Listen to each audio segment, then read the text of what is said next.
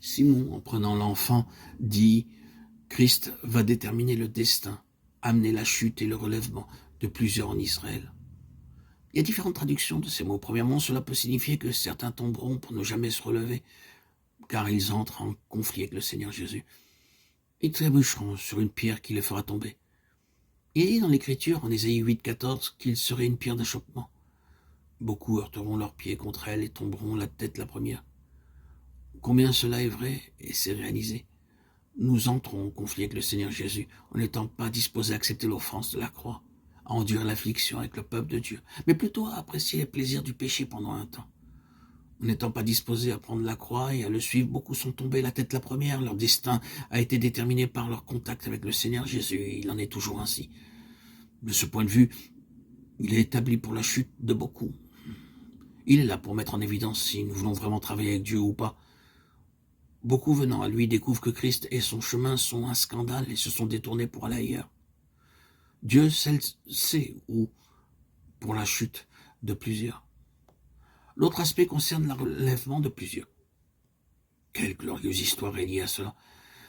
Beaucoup sont venus à lui, sensibles à cet aspect coûteux, reconnaissant qu'ils seront appelés à l'expérimenter s'ils veulent marcher avec lui. Mais néanmoins, ils l'ont choisi, et quelle élévation cela signifiait pour eux.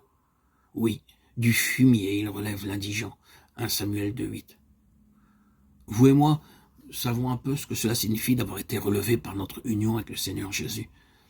Mais combien de choses sont encore à venir, parce qu'il nous dit dans sa parole, « Celui qui vaincra, je le ferai asseoir avec moi sur mon trône, comme moi j'ai vaincu et me suis assis avec mon Père sur son trône. » Apocalypse 3, 21.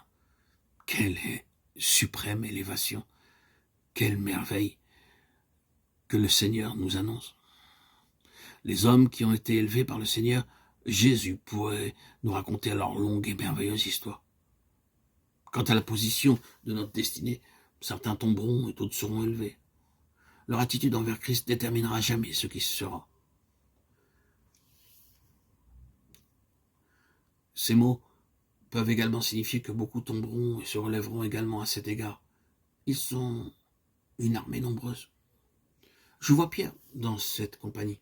Ah, ce Pierre, plein d'assurance, se vantant, fanfaronnant. Quand il me faudrait mourir avec toi, je te ne renierai pas. Matthieu 26, 35. Il était un homme élevé, mais sur une fausse position, et lorsqu'il a vraiment été au contact du Christ crucifié, il est tombé. Mais par la grâce de Dieu, il put se relever de nouveau. Christ l'a fait tomber et l'a relevé. Voyez le grand Saül de Tarse monter sur son cheval à Damas. Quel grand cheval c'était! Ah, combien le jeune Saül de Tarse était autosuffisant et plein d'assurance. Il est tombé de ce grand cheval dans la poussière aux pieds de Jésus de Nazareth. C'était la chose la plus humiliante qu'il n'aurait jamais pu imaginer. Jésus de Nazareth, ce faux prophète, cet imposteur, ce blasphémateur de Dieu, qui a été cloué sur une croix, portant sur lui ce que la loi déclarait être la marque de la malédiction de Dieu. Pensez à cet homme humilié aux pieds de Jésus de Nazareth en disant « Que veux-tu que je fasse, Seigneur ?» N'est-il pas tombé?